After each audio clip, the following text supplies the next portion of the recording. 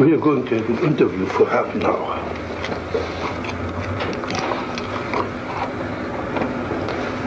Right away, I'm scared. You say you're scared, but you're smiling. I don't understand how one can be scared and smile at the same time. And I'm also suspicious of you. I think you understand very well. I think you know that when I get scared, I laugh or I kid to cover up. But do you have stage fright? I don't know. I'm mostly aware of you. I'm afraid that you're going to have such a direct attack that you're going to get me in the corner, and I'm afraid of it. I want you to be more on my side. You say I get you in your corner, and you put your hand on your chest. Mm-hmm. Is this your corner? Well, it's like, yeah, it's like I'm afraid, you know. Where would you like to go? Can you describe the corner you like to go to? Yeah. It's back in the corner where I'm completely protected. And there you would be safe for me. Well, I know I wouldn't really. Well, but it feels safer, yes. Imagine you were in this corner, and you're perfectly safe now. What would you do in that corner? I'd just sit. Just sit? Yes. No. How long would you sit? I don't know, but this is so funny as you're saying this. This reminds me of when I was a little girl. Every time I was afraid, I'd feel better sitting in a corner. Okay, you're panicky. Are you a little girl? Well, no, but it's the same feeling. Are you a little girl? This feeling reminds me of it. Are you a little girl? No. No, at last. How old are you? 30. Then you're not a little girl. No. Okay. So you're a 30-year-old girl who's afraid of a guy like me. Well, I don't even know if I do know I'll be afraid of you. I get real defensive with you. Now what can I do to you? You can't do anything, but I can sure feel dumb, and I can feel stupid for not having the right answers. Now what would it do for you to feel dumb and stupid? I hate it when I'm stupid. What would it do for you to be dumb and stupid? Put it so, like this.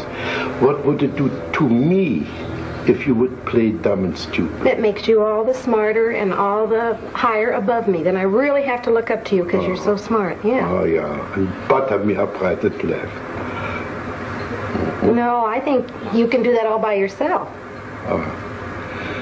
I think the other way around. If you play dumb and stupid, you force me to be more explicit. That's been said to me before, but I don't buy it. I don't believe it. What are you doing with your feet now? Wiggling them. What's the joke now? Oh, I'm afraid you're going to notice everything I do. Gee. Don't you want me? I want you to help me become more relaxed, yes. I don't want to be so defensive with you. I don't like to feel so defensive.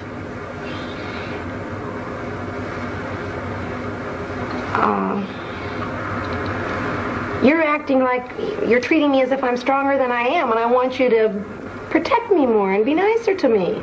Are you aware of your smile? You don't believe a word what you say. I do too, but I know you're going to pick on me for it. Sure, you're bluff, you're phony. Do you believe, you're meaning that seriously? Yeah. If you say you're afraid and you laugh and you giggle and you squirm, that's phony. You put in a performance for me. Oh, I resent that very much. Can you express it? Yes, sir. I most certainly am not being phony. I will admit this. It's hard for me to show my embarrassment, and I hate to be embarrassed. But boy, I resent you calling me a phony. Just because I smile when I'm embarrassed or I'm put in a corner doesn't mean I'm being a phony. Wonderful, thank you. You didn't smile for the last minute. Well, I'm mad at you. That's right. You didn't have to cover up your anger with your smile. Now, in that moment, in that minute, you were not a phony. Well, at that minute I was mad, though. I wasn't embarrassed. In other words, when you're mad, you're not a phony. I still resent that. I'm not a phony when I'm nervous. Again. I want to get mad at you. You know what I'd like to do? I want you on my level, so I can pick on you just as much as you're picking on me. Okay, pick on me.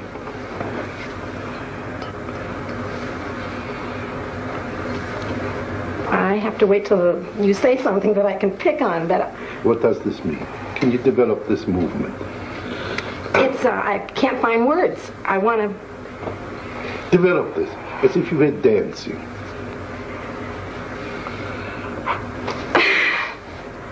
I want to start all over again with you. Okay, let's start all over. I know what corner I'd like to put you on. I'd like to ask you a question, and because I have a feeling you don't like me right off the bat, and I want to know if you do. Can you now play Fritz Perls not liking Gloria? What would he say? He'd say that she's a phony, for one. Say you are a phony. You're a phony, and you're a flip little girl, and you're a show-off. What would Gloria answer to that? I know what I'd answer. I'd say I think you are too. No, say, tell this to me. Tell me what a phony I am. Well, Say, Fritz, you're a phony. Well, phony's not quite the right word, but it's more like a show-off. A show. Like you know all the answers. Yeah. And I want you to be more human, and that doesn't seem very human to me. To know all the answers is not very human. Yeah, to right away find out how I'm kicking my feet, and why am I doing like this? Why are you doing like that? Oh dear, I've got eyes, I can see you're kicking your feet. I don't need a scientific computer to see that you're kicking your feet. What's big about that? You don't need to be wise to see that you're kicking your feet. I know, but it seems like you're trying to find some reason for it. I don't. It's your imagination. Okay, I know what I'd like from you. Can I tell you what I'd like from you? Yeah. I'd like you to be aware that I'm kicking my feet, and to be aware that I'm giggling when I'm really nervous, and accept it instead of putting me on the defense of having to explain it. I don't want to have to explain why I'm doing these things. Did I ask you to explain it? You said, why am I? Or what am I doing? No. Well, what am I doing, you said. That's right, kicking your feet. I didn't ask you to explain it. It's your imagination. That's not this Fritz, it's the Fritz of your imagination. It's a big difference.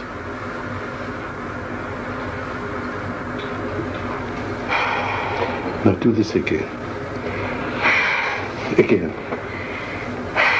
How do you feel now? I don't know. Playing stupid. I'm not playing stupid. I don't know the right answer. This is playing stupid.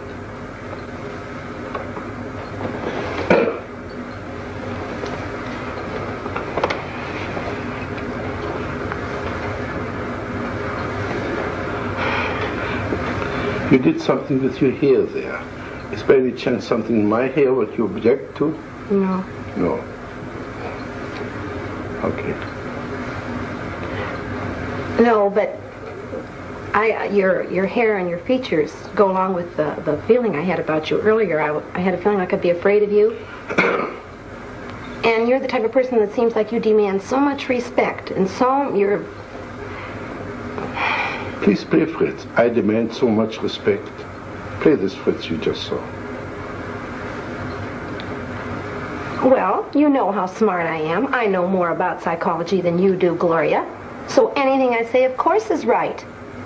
Can you say the same as Gloria? Something similar as Gloria? With the same act as Gloria. I demand respect because... I don't know. You don't No, I don't. I identify it with my father, but not me. I don't feel I demand respect. You don't demand respect? No. Sure not. As a matter of fact, I'd like more. I'd like you to respect me more. No, you see? So you demand respect. All right, yes. Yes, as a matter of fact, if I could demand respect from you, I would. But do it. Who's preventing you except yourself? Because I feel if I get myself out on the corner, you're going to let me just drown. You're not going to help me one bit, and I know that I can't quite come up to standards with you.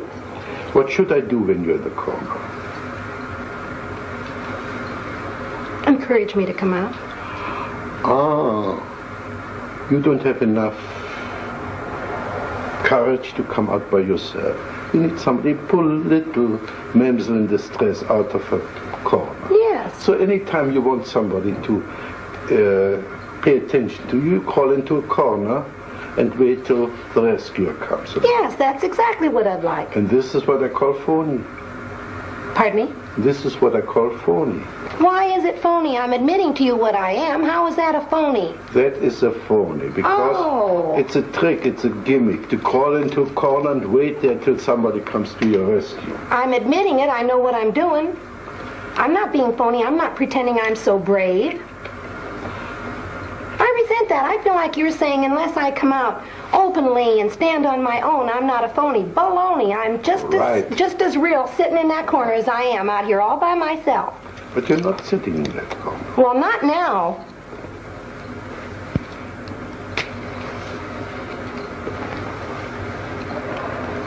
And besides that, it's like passing judgment when you call me phony. I just hate that anyway. Now we're getting somewhere. I call anybody phony who puts on an act. And if you like somebody and you want to meet this person, to go to this person, tell him, I would like to meet you, I would call not phony. But if you coyishly go into that corner, waiting to be rescued, this I call phony. This I call poor. And I still think you're judgmental. You know what, I have a feeling? You've never felt this way in your life. You feel so secure that you don't have to feel. Anybody that does something like this, you're going to pass judgment on their being a phony. Well, I resent it. Good. Now play Fritz passing judgment. You are. You're sitting up there in your big old Fritz. chair. I am Fritz. I pass judgment. Pass judgment on me now. I don't feel close to you at all, Dr. Perls. I feel that's phony. I feel like you're playing one big game. Right.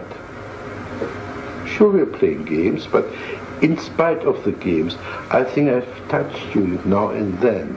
I think I hurt you when I called you a phony. Well, of course you did. And I think I hit a bullseye. That's why you feel hurt. I don't know. All I know is when I feel the way I feel with you right now, it's like you don't have feeling. Fine. Now, exaggerate this. What you just did. That's it. Now, talk to me like this. I can't. I want to laugh. I'd like you to be younger than me so I could really scold you. How old must I be? My age, 30. Good, I'm 30 now. Imagine I'm 30. And now you're scolding. Okay, don't be so cocksure yourself. Don't think you're so doggone smart. Don't act so proud because you've never been in the corner. I think you can be just as big a phony, parading around like you're so damn smart and you know all the answers as much as me sitting in my corner. Oh, and I like the feeling of you being younger. Yeah. I'd like to embarrass you. Yeah. Embarrass me. Well, Tell me what you wouldn't get embarrassed. You seem unaffected. Tell me, embarrass me. Tell me how old, how ugly I am. You don't look old and ugly, you look distinguished. And that's all the more on your side. If you look so distinguished, then see. That's more on your side, too. Well, Gloria, can we say one thing? We had quite a good fight. No, I know. No. I don't think you're fighting with me. But I felt you came out quite a bit. Well, I'm mad at you. Wonderful. But you seem so detached. You don't even seem to care that I'm mad at you. I feel like you're not recognizing me at all, Dr. Perls. Not a bit. This is quite true. Our contact is much too superficial to be involved in caring. I care for you as far as, let's see, you're right now my client. I care for you as far as I like to, like an artist, bring something out which is hidden in you. This is as far as I care.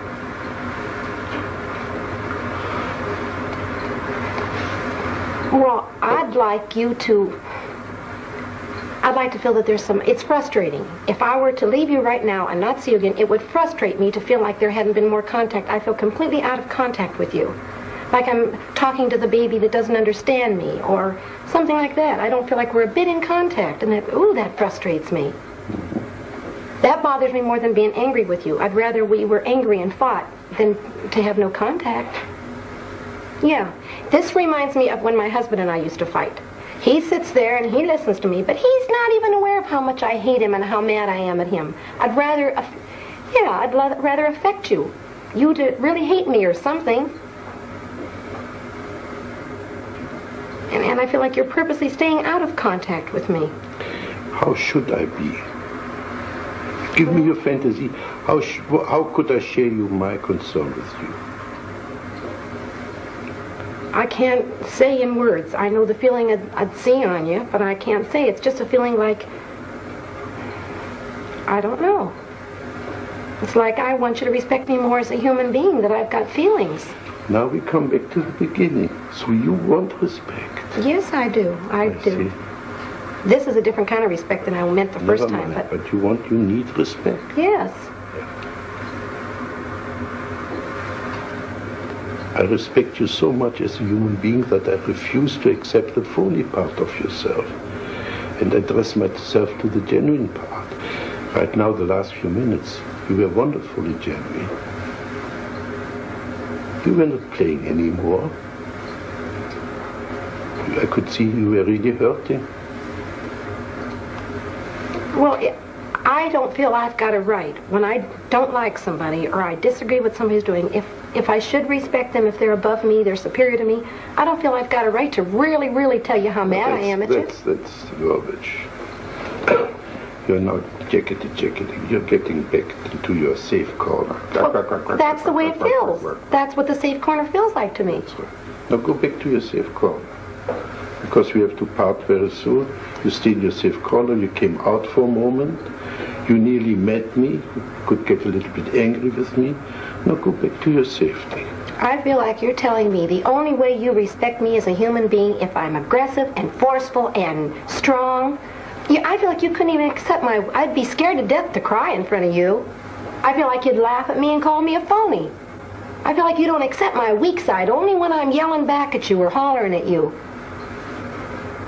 You mustn't cry in my presence. Well, I wouldn't even give you the satisfaction. Say this again. No. Say this again. I try not to. I try not to cry in front of you or show my weak spot for fear you'd jump on me again. Are you aware that your eyes are moist? I'm aware that I feel more choky, yes. I feel that. Could you choke me? Pretend, but not for real. Why not for real? Well, because I don't hate you that much. No, you want to choke my tears back. You want me to choke you so you wouldn't cry? If I'd like to choke you, it would be to make you cry. I'd like to see you weak. I'd like to see you hurt and vulnerable. What would this do for you? Make me feel like I have more of a right to be hurt and you wouldn't jump on me so quick. Would you jump on me if I would cry? No. Mm-mm. But I would jump on you if you would cry. You're sure of this? No, I'm not sure of it. Uh-huh. What would you like me to do if you were to cry? You're smiling something off. Well, because I got two feelings. I was going to say I'd want you to love me and hug me, but then I thought, no, I don't want to. What's your objection? I'd be scared to be too close to you. Now we're getting somewhere. First you want to be close to me. Now you're afraid to be too close to me. Just what I'm saying, but... That's right. Now we got the two poles of your existence. But they're two different feelings. Close, I mean emotionally, but not physically. Yeah. But we've got the two poles of your existence now. Either far away in a corner, or be so close that you get melt into one with the other person. And apparently you travel between the two extremes.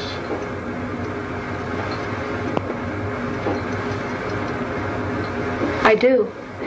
You know what I'm thinking? When I am really hurt and really upset about something, and I want someone to love me, like my girlfriend will do it a lot, and she'll come up to hug me, I don't want it. Exactly. See? That's what I'm talking about. You cannot sustain contact. Okay, this is garbage. What are you afraid if you were too close to your girlfriend, if you let her hug you? The only thing I'm aware of is, like when I perspire, it embarrasses me that she'd feel how wet I am, and that she'd hold my body up close, and I don't know. Just... Are you aware of your facial expression, kind of disgust? Yes. Yes, I am. Do this more, please. Again. It's icky. Again. It's just icky. I can just feel what it is. I don't like it. Can you say this to me, Fritz? You're icky.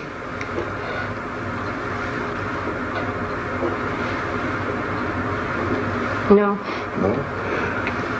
What's your difficulty? Because I feel like if you really believe me, that would hurt your feelings. Oh, you mustn't hurt my feelings. Well... I thought I was so indifferent, as you said before, that nothing could touch me. No. Now you suddenly discovered a way to touch me, isn't it? Well, you know what I believe? I believe you're the type of person sort of like me, that you act like it wouldn't hurt your feelings, but it really would. You act strong, but you're soft and vulnerable inside there too. I think your feelings could be hurt, sure. But I don't think you'd show it very easy. What would I do? How would I conceal my feelings? By turning it back on me? By saying, now, what did you get from that, Gloria? You turn the whole thing back on me instead of showing how hurt you were. Now, can you say this to Fritz? What did you get out of this, Fritz? Say this to me. What'd you get out of what? What you just said, just your sentence.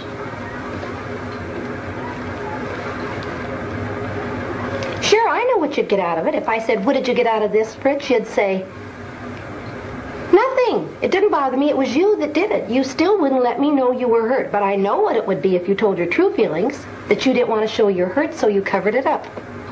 Same way with me in the corner. Now, if I were hurt, if I would cry, what would you do with me? You wouldn't be so superior to me. You'd be more vulnerable, and I could pacify you and make you feel better. You could hug me. Yes. And I could be the baby. Yes. Yes. I'd like that. You'd feel more on my level. I wouldn't have to feel so dumb with you. And the other way around, you would have to be my baby. If you would cry, you would like to play the baby and be comforted and hugged and poor thing. Well, I'd like that too. But I tell you something, Gloria. I think we came to a nice closure. I think we came to a little bit of understanding. I think we've finished this situation now, right? All right.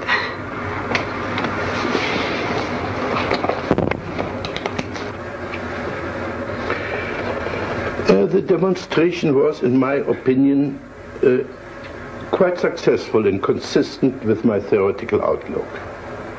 The avoidance of the genuine encounter manifested itself in three ways. The patient was first taking control by putting on a smiling, sophisticated, phony mask of oscillating between a pretense of being frightened and yet at the same time having me figured out, thus being or believing to be fully in control of the situation. Secondly, she was withdrawing by fantasizing of hiding in a corner. Thirdly, she was blocking the real encounter of melting through crying, which then would have been the real emotional meaning of this meeting.